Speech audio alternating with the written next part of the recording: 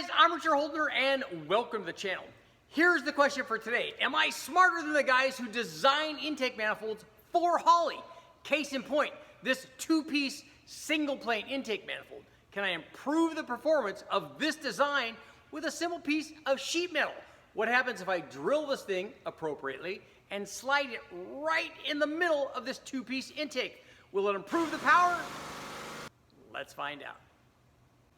Before we find out if the divider even works, we need to run the Holley manifold the way that it came from Holley. Let's get this thing up on the dyno on our test motor. It's an all-aluminum 5.3 liter L33 fresh from the junkyard. We have upgraded with a sloppy stage 2 cam, valve spring upgrade, long tube headers, an MSD ignition controller, and of course a 750 Holley. Let's get the intake up on the dyno the way that it came from Holley, then install the Super Richie divider. And cue the high-speed install montage.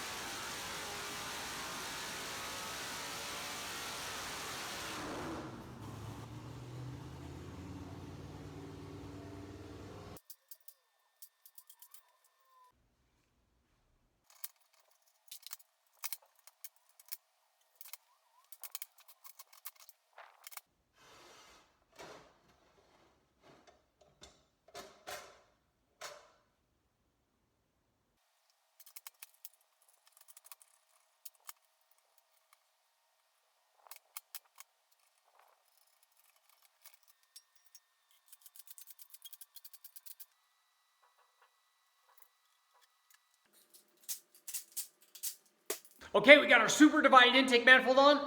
Let's go make some poles.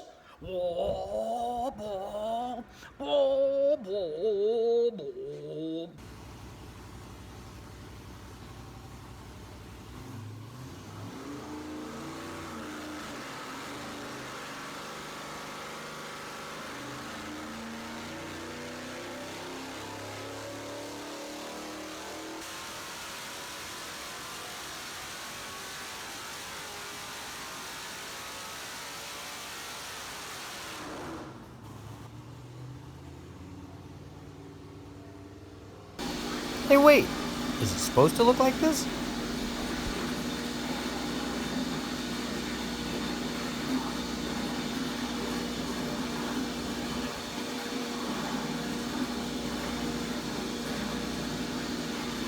Let's take a look at the results of the Super Richie divided single plane Holley intake manifold. And first off, we ran the motor and the manifold basically the way it came from Holley. Just a two-piece single plane intake manifold with no divider, run with our 750 Holley carburetor on our L33 all aluminum junkyard LS, equipped with a sloppy stage 2 camshaft and long tube headers. And here's what happened.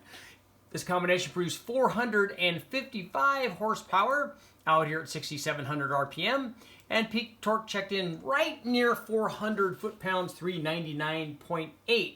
And that's with the manifold the way it comes from Holley. So now let's see what happened when I did my custom divided modification to the Holley intake manifold. Did I make it better? Did I make it worse? Let's take a look. Here's what happened when I ran the divider in the intake manifold. Oh no!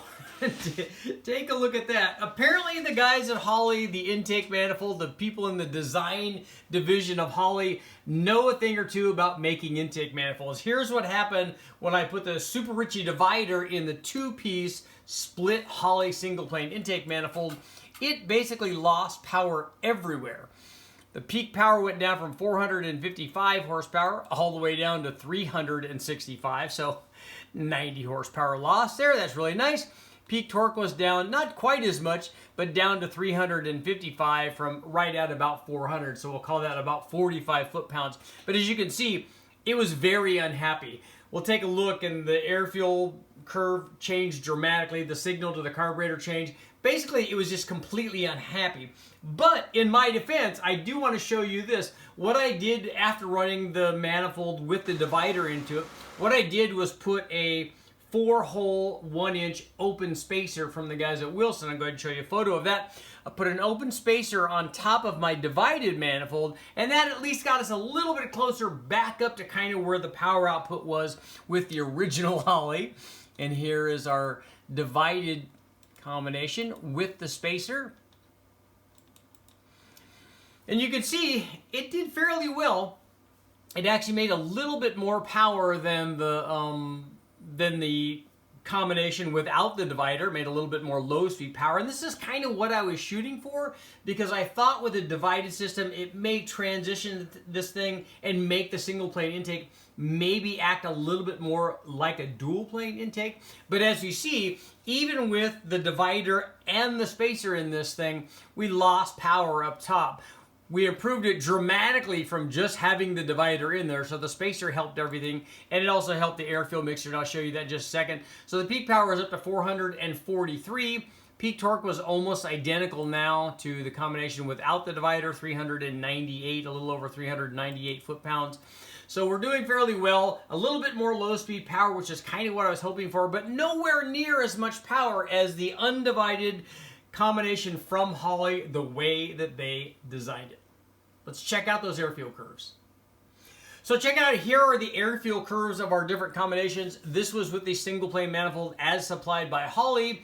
We had our 750 Holley on there. We did change jetting to try to optimize power. This is where we came out with that had basically the best power combination. I know it looks a little bit rich here, 11.7, and even dipped down into the 10s here, but this is kind of where it wanted to be, so we listened to the motor and gave it the fuel that it wanted. But what I want to show you now is this is what happens when we make a dramatic change in the design of the intake manifold. So this was a single plane as supplied by Holley.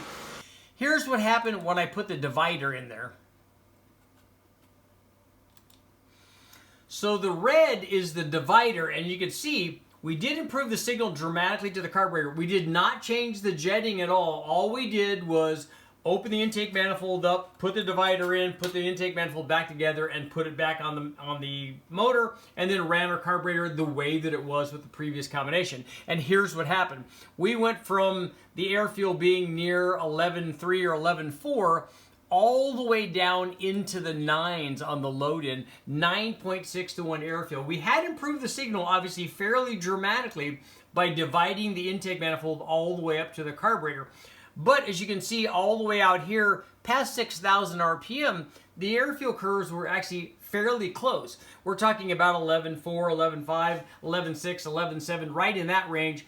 And that's the area where they're going to make good power, at least it did on the undivided manifold. But as we saw from the power curves, that wasn't the case on the divided combination. It just did not like the power. And here's what happened after we put the spacer on our divided intake manifold.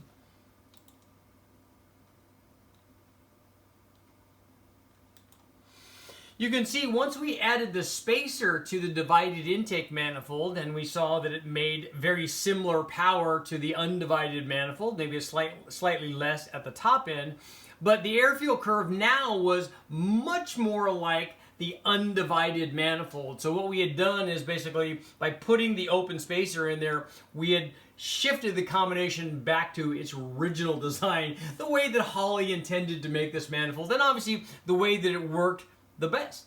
Let's get to our conclusion. Okay guys, what's the takeaway from this Super Richie divided single plane intake manifold test? Was it a huge success? Actually, not so much. As it turns out, the designers over at Holley who designed the intake manifolds do a very good job. In fact, that's why they do what they do and why I do what I do. But I digress. The real reason for this test is because I wanted to use this simple piece of sheet metal to bridge the gap between the low RPM power offered by a dual plane intake manifold and the high RPM power offered by a single plane. I thought by dividing the single plane, I might be able to get the best of both worlds. But as it turned out, it's not quite that easy. In fact, adding the spacer on top of that just pushed the intake manifold back toward the original design. Again, Holley guys, Nice job. Armature holder, make sure to like, share, subscribe, ring the bell, do all that stuff, and don't worry. I'm gonna keep testing.